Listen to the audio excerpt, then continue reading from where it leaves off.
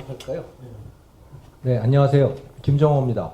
지금 김정호의 경제TV를 운영하고 있습니다. 저는 다 정치를 하시거나 정치학자들이신데 저는 경제를 주로 생각하는 사람입니다.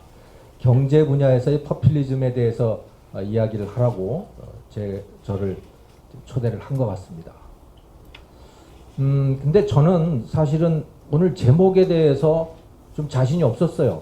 포퓰리즘과 대의 정치인데 대의제. 대의제가 그렇게 중요한가에 대해서 좀 의아했습니다. 저에게 중요한 것은 유권자 국민의 생각 자체다. 그렇게 생각을 해요.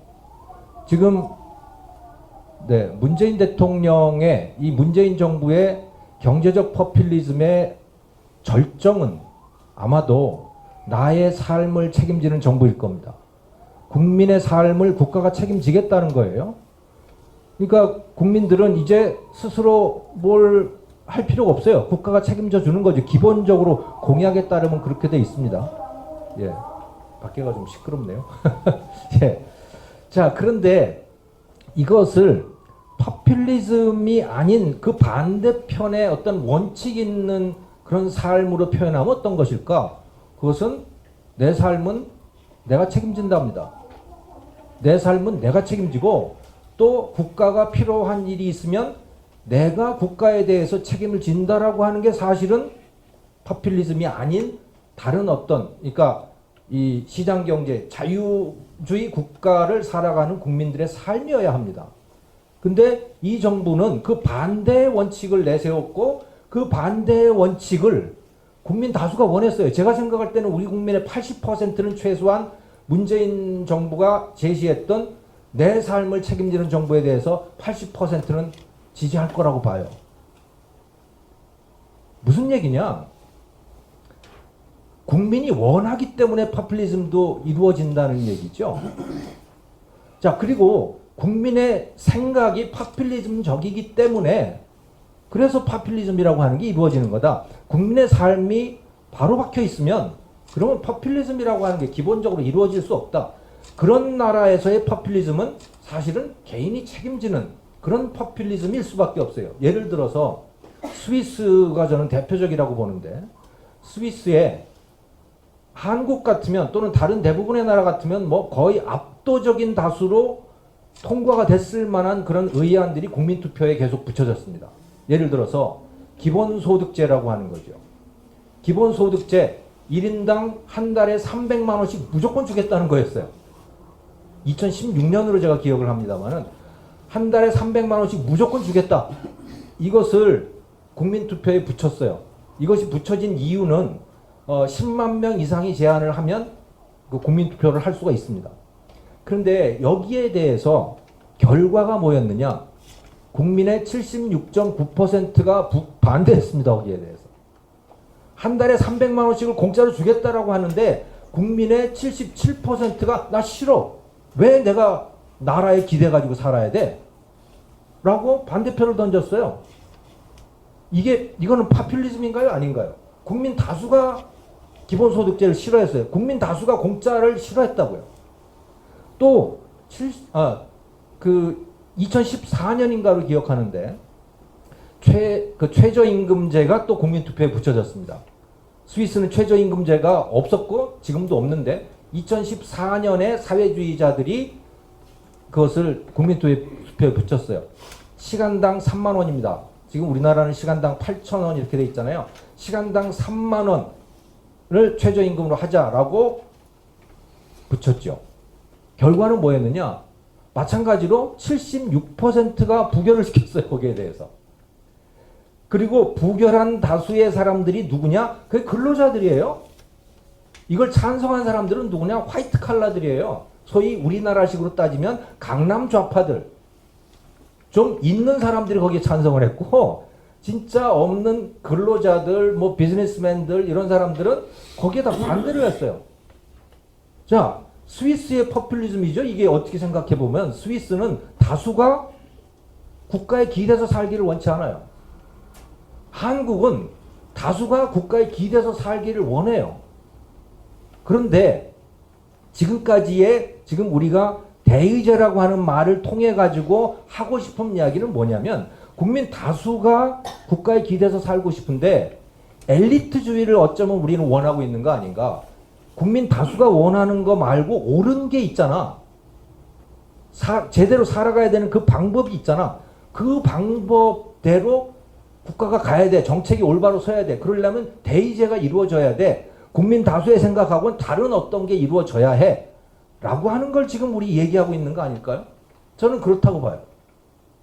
그런데 그런 건 없어요, 이제. 국민들의 생각이 포퓰리즘을 원하면 그냥 포퓰리즘으로 가는 겁니다. 제가 그래서 전 세계 그 추세를 한번 봤어요. 그러니까 그 hofstede.com이라고 하는 그 사이트를 들어가 보시면 이제 각 나라의 국민성을 평가를 해놓은 것이 있습니다. 국민성이라고 하는 게 뭐 원시적이냐 뭐 아니냐 이런 게 아니고 예를 들자면 한 축은 개인주의와 집단주의라고 하는 걸 가지고 점수를 매겼어요. 나라들을 쭉 줄을 세워놓고 그 나라 국민들이 얼마나 개인주의적인 성향이 강하냐 또는 얼마나 집단주의적인 성향이 강하냐라고 하는 거를 한 스케일에 놓고선 점수를 매겼습니다. 등수를. 여기에서 개인주의적인 성향이 강한 나라들은 우리 다 알고 있잖아요.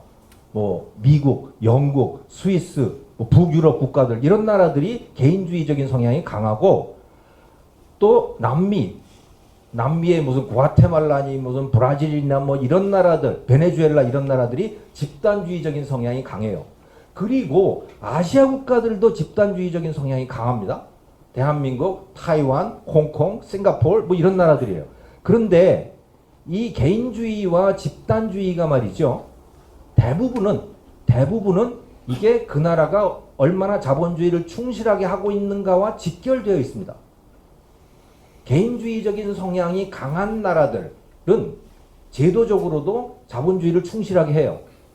집단주의적인 성향이 강한 나라들은 뭐 이름은 자본주의라고 하더라도 그건 다 사회주의예요. 실질적으로는. 우리가 지금 그렇게 가고 있듯이. 대부분 그래서 이게 비례를 합니다. 국민들의 이런 성향과 제도가 비례를 하는데 여기서 벗어나는 나라가 몇 나라가 있습니다. 그 나라가 누구냐? 대한민국, 홍콩, 싱가포르, 타이완 이 나라예요. 소위 아시아의 네 마리 용이라고 불리던 이 나라들은 국민들의 성향은 상당히 집단주의적인 성향을 갖고 있는데 제도는 상당히 자본주의적인 시장주의적인 제도를 갖고 있는 거예요. 그것은 어떻게 측정을 하냐면 경제 자유지수라고 하는 걸 놓고 측정을 할 수가 있어요. 그러니까 경제 자유지수가 꽤 높은데 국민들의 성향은 집단주의적이야. 이게 잘 뭐가 안 맞는 거예요. 근데 이 나라들의 공통점이 뭐냐? 이 네 나라의 공통점이 지도자가 독재자였다는 거죠. 지도자가 국민들 다수에 의해서 독재자라고 인식되는 사람들인 거예요. 생각을 해보십시오. 박정희 대통령도 그런 성향이 있죠. 리쿠안유도 그렇죠. 또 어디에요? 대만의 장개석 총통도 그랬죠. 홍콩은 어떻습니까? 홍콩은 아예 자기 지도자를 뽑지도 않잖아요. 1997년까지는 아예 영국 총통이 다스렸고 지금은 중국 행정장관이 다스린다고요. 무슨 홍콩에 자기 대통령 뽑는 거 보셨습니까? 그런 거 없잖아요. 그냥 제도 자체가 외생적으로 주어진 거예요. 강압된 겁니다. 그래서 자 이게 뭐냐? 민주주의를 하게 되면 정치적 민주주의를 하게 되면 국민들의 성향대로 정책이 결정이 됩니다. 그런데 지난 50년간 큰 성공을 거두었던 이 네 나라들은 국민들의 생각, 성향대로 제도가 만들어져 있지 않았던 거예요.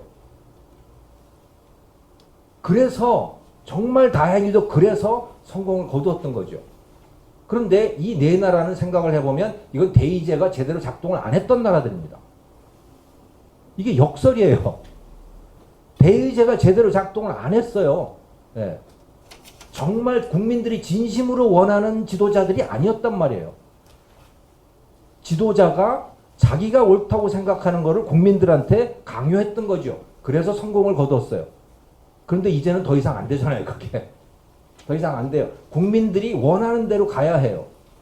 그래서 저는 포퓰리즘에서 벗어날 방법이 없다. 그것이 대의제건 아니건 간에 포퓰리즘에서 벗어날 방법은 없다. 그럼 유일한 방법은 뭐냐? 국민들이 생각이 깨이는 거죠. 그래서 우리가 해야 될 일은 뭐냐? 국민들을 계몽하는 거죠.